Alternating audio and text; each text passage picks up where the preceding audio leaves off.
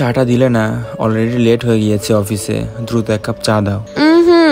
ফ্রিজে রাখা আছে, হাত দুইটা দিয়ে গরম করে খাও। ঢের চাই খাও না, চলে যাও। এই অসময়ে আবার কে কল দিল? বাবা। হ্যাঁ বাবা বলো, কেমন আছো? আসি রে বাপ। শুনিসিস বাপ, আমি একটা গরু কিনেছি। ভাবলাম তোদের নিয়ে এবার ঈদ করবো। গরু কিনেছেন? আব্বা এত কষ্ট করে?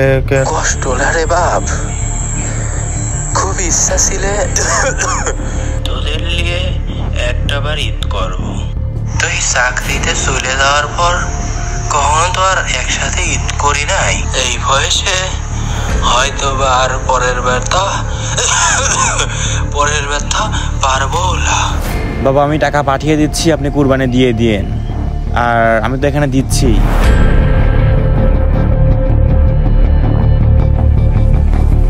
হ্যালো বাবা, শুনছেন? হ্যাঁ বাপ, বুঝলাম। ঈদ মুবারক।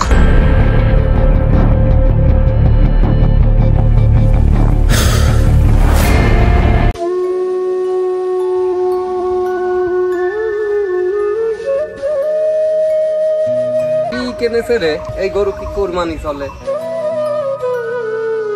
ও সাইদ কাহা, তোমার এবারে গরু দেখতেছি ছাগল থেকে একটু বড়। বেটারে, গরু ছোট হোক বা বড়, আল্লাহ যেন কবুল করে, এই চাওয়াটাই বড়।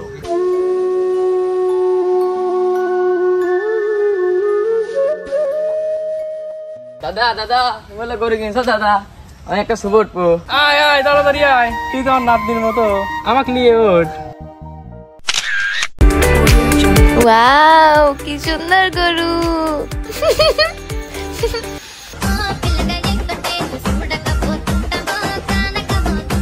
আম্মু, আমাদের গরুর নাম রাখি রাজা।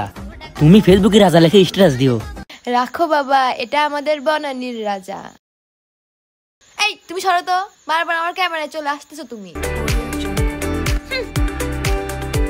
এই আমাকে একটা ভিডিও করে দাও তো, সুন্দর করে ভিডিও করবা, জানো ফেসবুকে আমি ভাইরাল হই। দাঁড়াও দাঁড়াও দাঁড়াও দাঁড়াও।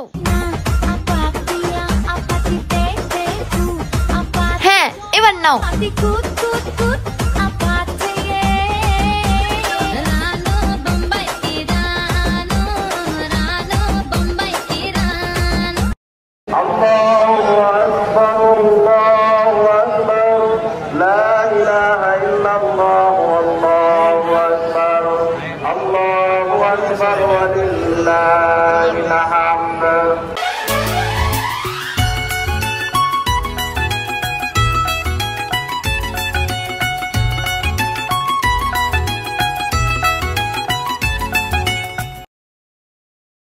গ্রামের ছোট ভাই ভাতিজারা কুরবানির আনন্দের কিছু মুহূর্ত আপলোড করেছে, যেখানে স্পষ্ট দেখা যাচ্ছে আড়তের এক কোণে বাবা দাঁড়িয়ে আছে একা।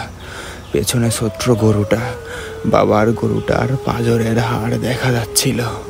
আর আমি এত গর্ব করছিলাম আমার বড় গরু নিয়ে। এই মানুষটার জন্যই তো আজ আমি বনানীতে দামি ফ্ল্যাটে, আর সে সমাজের সবচেয়ে নিচু স্থানে। সম্ভবত 3 কি 4 ঈদ মাঝখানে গিয়েছে। সে সময় প্রতিবারই বাবা ফোনে কথোপকথন শেষে বলতেন, আচ্ছা বাবা, অন্তত ঈদের দিন সকালে একটা ভিডিও কল দিস, আমাদের কুরবানিটা তোকে একটু দেখাবো। আমার ব্যস্ততায় সময় হয়ে ওঠেনি। এখন আর তা বলে না, হয়তো আশাই করে না।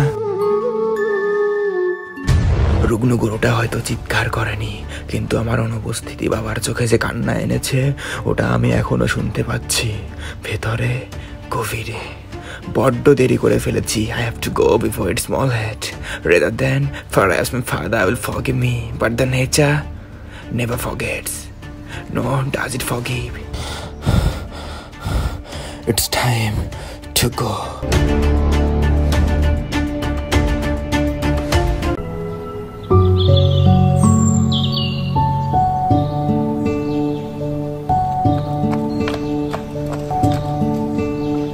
বাবা, তুই বাপ, তুই আইসিস? হাই বুকি আয় বাপ।